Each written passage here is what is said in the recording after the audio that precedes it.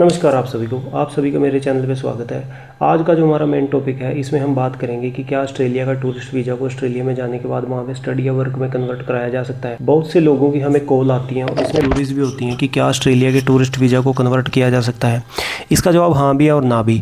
ये डिपेंड करता है कि आपके जो आपका टूरिस्ट वीज़ा इशू हुआ है उसके ऊपर कंडीशन कौन सी लगी है। अब ऑस्ट्रेलिया में कई तरह की कंडीशनें होती हैं, आप एक बार स्क्रीन के ऊपर देखिए, मैं उनको डिटेल में डिस्कस करता हूँ एक एक करके। ऑस्ट्रेलिया के टूरिस्ट वीज़ा सब क्लास 600 पर कुछ महत्वपूर्ण कंडीशन लागू होती हैं जिन्हें समझना बहुत जरूरी है। सबसे पहले कंडीशन 8101 आती है। इसका मतलब होता है कि आप ऑस्ट्रेलिया में किसी भी तरह का काम नहीं कर सकते। यह वीज़ा स्ट्रिक्टली टूरिज्म के लिए होता है, इसलिए एम्प्लॉयमेंट की पूरी तरह से पाबंदी होती है। इसके बाद आपकी कंडीशन आ जाती है 8201। अब इसका मतलब क्या होता है कि सिर्फ आप 3 महीने के लिए ही कनाडा में पढ़ाई कर सकते हो, आप कोई डिप्लोमा या डिग्री या लॉन्ग टर्म स्टडी नहीं कर सकते।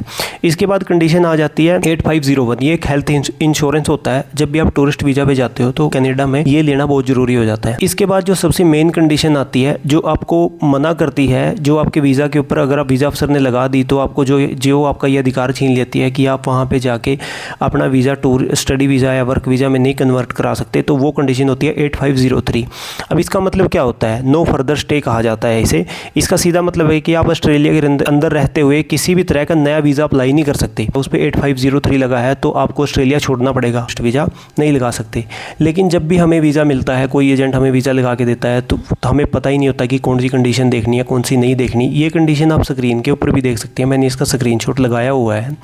तो सबसे पहले जब भी आपको कोई एजेंट कहता है कि आपका वीज़ा आ गया तो सबसे पहले उसके ऊपर कंडीशन देखें। अगर आपके वीज़ा के ऊपर ये कंडीशन नहीं लगी हुई तो प्रैक्टिकल पॉसिबल हो सकता है कि ये वीज़ा वहाँ पे कन्वर्ट हो जाए, लेकिन उसके भी कन्वर्ट होने के कई तरह के प्रोसीजर होते हैं। उन प्रोसीजर को भी मैं डिटेल में डिस्कस कर रहा हूँ।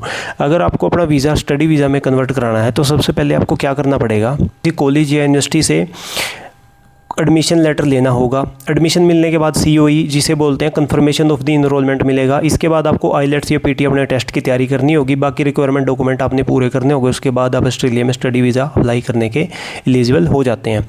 अब अगर आपको मान लीजिए वहाँ पे वर्क वीज़ा अप्लाई करना है तो उसके लिए भी कई कंडीशनें हैं।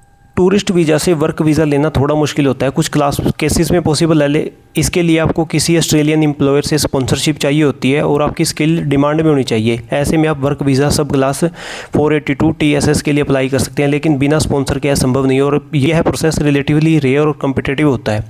सबसे पहले मैं आपको बताना चाहता हूँ कि अपनी कंडीशनें देखें वीज़ा के ऊपर कि आपके वीज़ा के ऊपर क्या कंडीशन लगी हुई है और उन्हें नेट के थ्रू या अच्छे कंसल्टेंट के थ्रू जांचें कि ये प्रैक्टिकल पॉसिबल है कि आपका वीज़ा वहाँ पे चेंज हो जाएगा या नहीं हो जाएगा।